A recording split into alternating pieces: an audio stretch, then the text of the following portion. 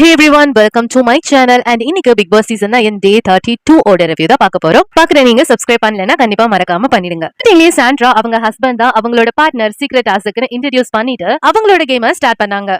Sandra ஸ்ட்ரைட்டா விக்ரம் கிட்ட போயிட்டு திவாகரை எனக்கு சேஞ்ச் பண்ணி கொடுங்க, அவங்க ரோல லைக் ஸ்வாப் பண்ணி கொடுங்க, ஏன்னா அவர் வேலையே செய்ய மாட்டேங்கிறாரு, எல்லா வேலையும் இழுத்து போட்டு நான் தான் பண்றேன், எவ்வளவுதான் பண்ணாலும் எனக்கு கிரெடிட் கிடைக்க மாட்டேங்குது, அதனால மாத்தி கொடுங்கன்னு சொன்னாங்க. விக்ரமும் திவாகர் கிட்ட ரெக்வெஸ்ட் பண்ணி பார்த்தாங்க, ஆனா திவாகர் இதுக்கு அக்செப்ட் பண்ணிக்கல. அண்ட் நான் எதுவுமே குக் பண்ண மாட்டேன்னு சொல்லிட்டு கிச்சன் கவுண்டரை க்ளோஸ் பண்ணிட்டாங்க. அந்த டைம் 2:30க்கு பிரியங்கா திருப்பி செக் இன் ஆகுறாங்க. அதுவும் பிரியங்கா சப்பாத்தி கேக்குறாங்க, ஆனா வந்துட்டு இவங்க தான் க்ளோஸ் பண்ணி வச்சிருக்காங்கல்ல, அதனால நான் பண்ண மாட்டேன்னு சொல்றாங்க. சோ வியனாவும் திவாகரும் மாவு எடுத்து பேச ஆரம்பிக்கிறாங்க, அவங்களே பண்றேன்னு சொல்லிட்டு. அண்ட் விக்ரம் போய் சாண்ட்ரா கிட்ட கம்பல் பண்றாங்க, ப்ளீஸ் பண்ணுங்கன்னு சொல்லிட்டு. அந்த சாண்ட்ரா சொல்றாங்க, எனக்கு வந்து ரைட்ஸ் இருக்கு இல்லையா, என்னோட ஸ்டாஃப் நான் ஃபயர் பண்றதுக்கு, சோ அந்த அதை வச்சு எனக்கு நீங்க பண்ணணும் அப்படின்னு சொல்லும்போது விக்ரம் அப்ப சரின்னு சொல்லிடுறாங்க. சோ திருப்பி சாண்ட்ரா வந்து அவங்களே ஃப்ளோர் எடுத்து மிக்ஸ் பண்ணி அவங்களே சப்பாத்தி போட்டு கொடுக்குறாங்க. வந்து இந்த மாதிரி குக் பண்ணும் போது வியானாவே திவாகரையும் வெளியே நிக்க வச்சிட்டாங்க கிச்சனுக்கு வெளியே. சோ அவங்க தான் குக் பண்ணாங்க. எல்லாம் முடிச்சிட்டு திருப்பி விக்ரம் கிட்ட இதை பத்தி பேசினாங்க. விக்ரமும் சாண்ட்ரா கிட்ட சொன்னாங்க, நான் உங்களுக்கு சாதகமா எதுவும் பண்ண முடியாது, நீங்க செய்யறது ரைட் கிடையாது, நான் அவங்களை ஃபயர் பண்ண மாட்டேன்னு. சோ நீங்க அவங்களை ஃபயர் பண்ண மாட்டீங்களா, அப்ப நான் குவிட் பண்ணிடுறேன்னு சொல்லிட்டாங்க சாண்ட்ரா. சோ விக்ரம் வந்து கனி கிட்ட ரெக்வெஸ்ட் பண்ணாங்க இந்த மாதிரி குக் பண்ண சொல்லிட்டு. அடுத்த நாள் மார்னிங் வந்துச்சு, டான்ஸ் ஆனாங்க, கெஸ்ட் கூப்பிட்டு மார்னிங்கே வினோத பாட்டு பாட சொன்னாங்க. அம்மாவை கூப்பிட்டு என்ன நடந்துச்சுன்னு சொல்லிட்டு அவங்க கிட்ட இன்ஃபர்மேஷன் கேதர் பண்ணிக்கிட்டாங்க.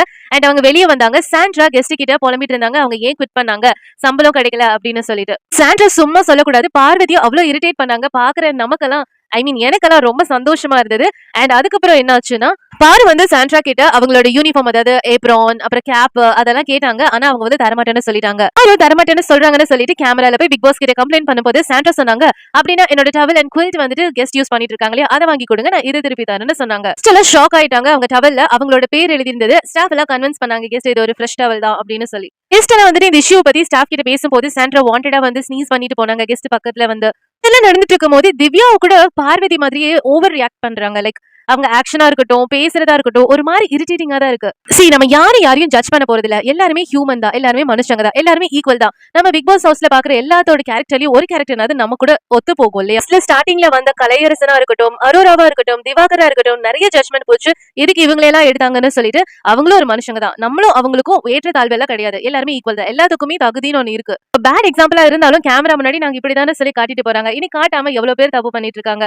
சோ யாரையும் வந்துட்டு இவெல்லாம் ஒரு ஆளா அப்படின்னு சொல்லி யோசிக்கிற அளவுக்கு இங்க எதுவுமே கிடையாது. நான் இது எதுக்கு சொல்றேன் அப்படின்னா திவ்யாக்காக தான் சொல்றேன். ஏன்னா அவங்க வந்துட்டு எல்லாத்துலயுமே கரெக்டா இருக்காங்க, அவங்க பேசுறதெல்லாம் கரெக்ட், அவங்க யோசிக்கிறதெல்லாம் கரெக்ட்ங்கிற மாதிரியும், மத்தவங்க யாருக்குமே தகுதி இல்லாம இந்த வீட்டுல இருக்காங்க மாதிரியும் அவங்க பேசுறது கொஞ்சம் கூட நியாயம் இல்ல. சாண்ட்ரா வந்துட்டு பார்வை ரொம்ப மோக் பண்ணிட்டே இருந்தாங்க, திருப்பியும் ஸ்னீஸ் பண்ணிட்டே இருந்தாங்க, கெஸ்ட் இருக்க பக்கம் சாப்பிட்ற டைம் வந்து ஸ்னீஸ் பண்ணாங்க.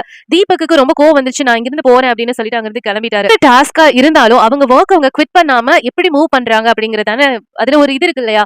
இப்போ எல்லாருமே வந்து வேலையை விட்டு நின்னுட்டு எல்லாத்தையும் ட்ரிகர் பண்ணிட்டு நிறுத்த வைக்கலாம். இது வந்து ஒரு ஹோட்டல் நடத்தினா கெஸ்ட்டுக்கு எந்த இதுவும் இல்லாம இவங்க இப்படி பண்ணிருந்தா அது ரியலி அப்ரிஷியேட்டபிள். இப்படி வந்து யாருனாலுமே பண்ண முடியும் தான். சோ இது வந்துட்டு எனக்கு என்னமோ டாஸ்க் பெஸ்டா பண்ண மாதிரி எல்லாம் எனக்கு தெரியல. இதெல்லாம் பார்த்துட்டு எல்லா ஸ்டாஃபும் வந்துட்டு பாத்துட்டாங்க. அதாவது சாண்ட்ரா தவிர மத்த எல்லாருமே கரெக்டா வேலை பண்ணிட்டு இருந்தாங்க. அண்ட் திவ்யா வந்துட்டு துஷாரை வந்துட்டு இழுத்தாங்க. இதுல நேத்து இப்படி இருக்கும் போது இப்படி சொன்னாங்க, அப்படி பண்ணாங்க அப்படின்னு சொல்லிட்டு துஷாருக்கும் திவ்யாக்குமே சண்டை வந்தது. அந்த சைடு பார்த்தா திவ்யாக்காக அவ்வளோ பேர் சப்போர்ட் பண்ணி அவ்வளோ போஸ்ட் இன்ஸ்டாகிராம்ல, இந்த சைடு பார்த்தா திவ்யா ஆர்மி, திவ்யா பிஆர் வந்துட்டு ரொம்ப ஹெவியா ஒர்க் பண்ணிட்டு இருக்காங்க. திவ்யாக்கு நிஜமா அவங்கள தவிர ஒரு விஷயத்த வந்து ஒரு ஃபன்னா எடுத்துட்டு போகணும் அப்படியெல்லாம் இல்ல, ரொம்ப ஸ்ட்ரிக்ட் ரூல்ஸ் அப்படிதான் அவங்க சொல்றாங்க. டெக்கோரம்னு பேசிட்டு இருந்தாங்க. இந்த எபிசோட்ல பார்த்தா ஒரு டெக்கோரமும் அவங்க மெயின்டைன் பண்ணல. கெஸ்டோட ஃபீட்பேக் கொடுக்கறதுக்காக எல்லாத்தையும் வந்துட்டு சோஃபால லிவிங் ஏரியால உட்கார சொன்னாங்க. ஆனா சாண்ட்ரா மட்டும் வரல. சோ பிக் பாஸ் ஸ்ட்ரைட்டா வந்து விக்ரம் கேட்டாங்க, ஏன் இப்படி வந்துட்டு அன்ஆர்கனைஸ்டா இருக்கு அப்படின்னு சொல்லிட்டு. அண்ட் விக்ரம்னால முடியல, சாண்ட்ரா எவ்வளவு சொன்னாலும் கேட்க மாட்டேங்கிறாங்க, ரொம்ப அடமெண்டா இருக்காங்க. சோ விக்ரம் வந்து அவரோட பொசிஷனை ரிசைன் பண்ணிட்டாரு. கெஸ்ட் வந்து ஃபீட்பேக் சொன்னாங்க, ரொம்ப கேவலமா சொன்னாங்க. அண்ட் சாண்ட்ராவை பிக் பாஸ் கூப்பிட்டு லிவிங் ஏரியால இருக்க சோஃபால உட்கார சொன்னாரு. அதுக்கப்புறம் அம்மனி வந்து உட்கார்ந்தாங்க. ஒரு கட்டத்துல விக்ரம் எல்லாம் அழுதுட்டாங்க. அந்த சைடு பார்த்தா தீபக் அழுதுட்டு இருக்காரு, இப்படி இருக்காங்க அப்படின்னு சொல்லிட்டு. சோ இந்த டைம்ல வந்துட்டு புது மேனேஜர் அப்பாயிண்ட் பண்றதுக்கான டைம்ல பிக் பாஸ் சொல்லிட்டாங்க. சோ பாரு எந்திரிச்சு நான் வந்து சபரிய சொல்றேன் அப்படின்னு சொல்லிட்டு சொன்னாங்க. அப்போ பிரஜின் பாரு கிட்ட வந்து சண்டை போட்டாங்க. எதுக்கு சண்டை வந்துச்சுன்னு தெரியல, ரெண்டு பேரும் சண்டை போட்டுக்கிட்டாங்க. பிரஜின் சொன்னாங்க எல்லாரும் பாருக்கு ஜால் அடிக்கிறீங்கன்னு சொல்லிட்டு. வினோத் ஸ்டாண்ட் பண்ணாரு, நாங்களே யாரும் பாருக்கு ஜால் அடிக்கல அப்படின்னு சொல்லிட்டு. சபரி செலக்ட் ஆனாங்க மேனேஜரா. அண்ட் அவரோட ரோல் வந்துட்டு திவாகருக்கு கொடுத்தாங்க. திவாகர் வந்துட்டு நியாயமா பேச நான் பண்ண மாட்டேன் அப்படிங்கிற மாதிரி தான் சொன்னாரு. பட் திவாகருக்கு கொடுத்துட்டாங்க. சோ அவரும் எடுத்துக்கிட்டாரு. சோ ஆக்டிங்கே டஃப் கொடுக்குற, அதாவது திவாகருக்கே டஃப் கொடுக்குற வியானா வந்துட்டு அழுதாங்க. ஏன் அப்படின்னா மேனேஜர் மாறினதுக்கு அப்புறம் சாண்ட்ரா திருப்பியும் அவங்க பொசிஷனை எடுத்துக்கிறேன்னு சொல்லிட்டாங்க.